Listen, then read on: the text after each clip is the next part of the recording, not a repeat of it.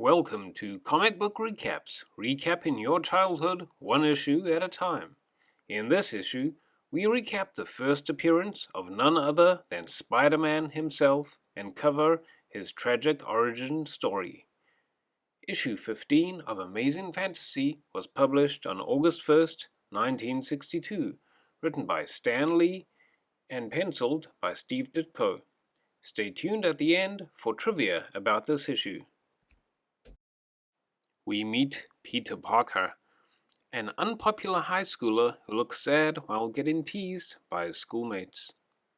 The next morning, we meet his caregivers, Uncle Ben and Aunt May.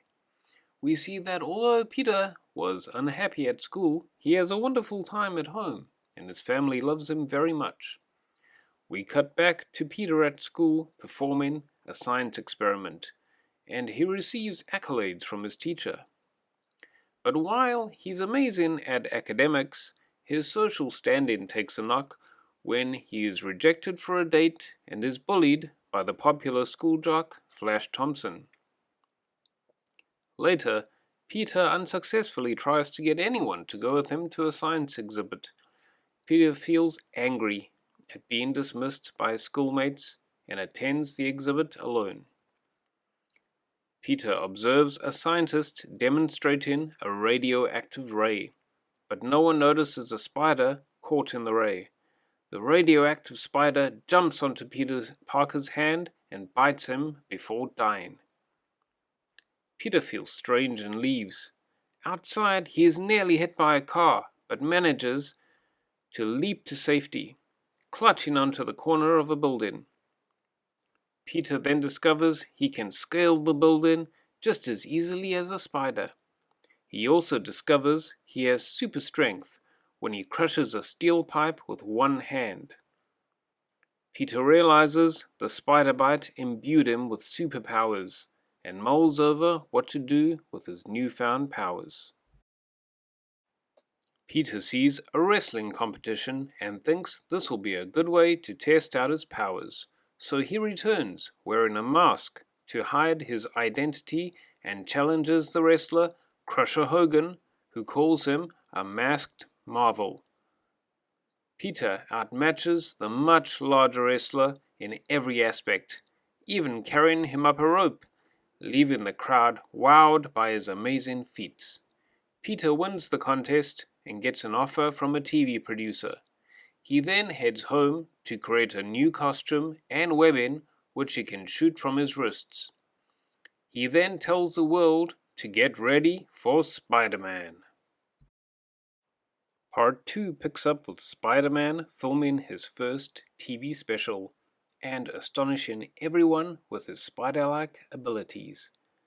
After evading the press, a cop calls out for him to stop a thief, which he ignores and arrogantly tells the cop it's not his job. The relieved thief escapes in an elevator. When Peter gets home, he is surprised by a gift from his family. He thinks about how they're the only ones who have ever been kind to him and how he'll use his fame to ensure their happiness. In the following days, Spider-Man becomes an overnight sensation, with everyone wondering who's behind the mask. One night, as Peter returns home, he sees a police car outside his house, and, oh no, his Uncle Ben has been shot dead. Peter is enraged and asks who did it.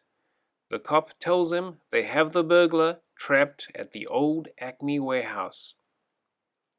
Peter changes into his costume and uses his webbing to swing across town in record time. The cops are worried about their safety and are reluctant to go into the warehouse, but Spider-Man has no such fears. He pounces on the burglar and beats him into submission, where he discovers, oh no, it's the thief who he could have stopped days earlier. His lack of action inadvertently caused the death of his beloved Uncle Ben. He leaves the burglar trussed up in a spider's web for the cops to find, and the gravity of the situation hits him hard. The issue ends with the tragic birth of a legend and the iconic line, With great power, there must also come great responsibility. Thanks so much for watching. Please like and subscribe to see more content like this. Bye!